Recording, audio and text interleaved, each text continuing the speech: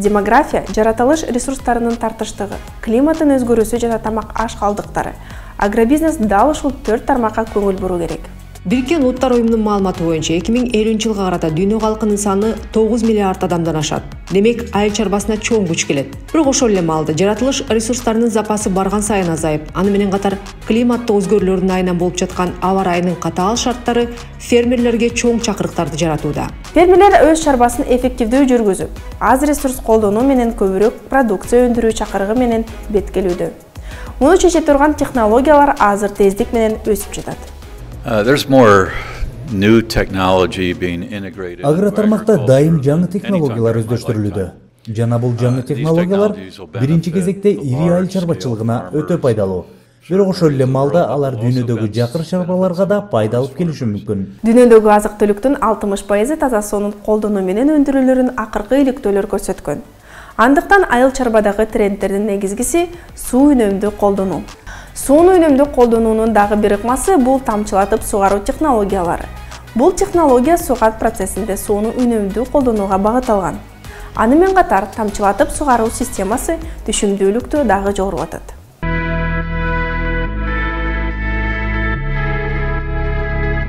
Жылдан жылга мурун ар 10-15 жылда суунун тартыштыгы акырында билине эле.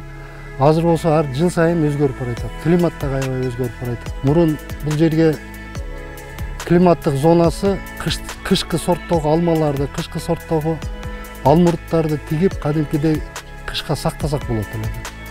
Азыр ал кышкы сорттор бул жерге жарабай калды. Ошол климаттык өзгөрүүлөрдүн таасири менен биз мындан 10-15 жыл мурун эле аракет кыла баштаганбыз. 4 гектарга азырынча тамчы системасын орнотуп беришти да.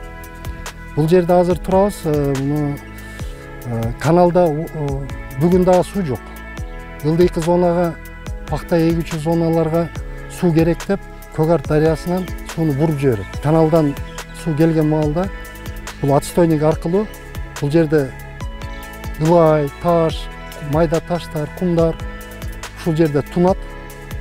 Тунуп, түтүк менен бассейнге түшөт. Бул бассейнде дагы биз бетон куюп, жаратылышка зыян келтирбейли деп геомембрана орнотконбуз. Арык менен сугарганда ар бир көчөткө бирдей суу жетпейт да. Башындагысы жакшы ичет, этек жагындагысы жакшы ичет. Ортодо суу токтобой эле катуу агып кетет. Суу жакшы иче албайт да. А тамчы системасы ар бир көчөткө 6 литр десе 6, 10 литр десе 10 литр. Бирдей неме берет да. Ошондо гектарына мынча тонна түшүм алам деп пландаштырса болот. И сууда чыгым болот. Өтө чоң. Мисалы 1 гектар бакты 50 куб суу керек болсо, арык менен сугарганда. Тамчы системасы менен 15-20 куб суу кетет да. Мына мол насос тиги труба аркылуу сууну бияка тартат. Бул гидроциклон деп коет. Бул жерде да баягындай чоңураак мусор немелер болсо, наностор болсо, кармап калат дагы, тияка сброс ыргытып салат эмени, мусорлорду. Бул жерде фильтр тонкоочистки. Майда немелер болсо, аны дагы бул шланга аркылуу сыртка ыргытып таштайт. Бул жака туп-тунук суу кетет.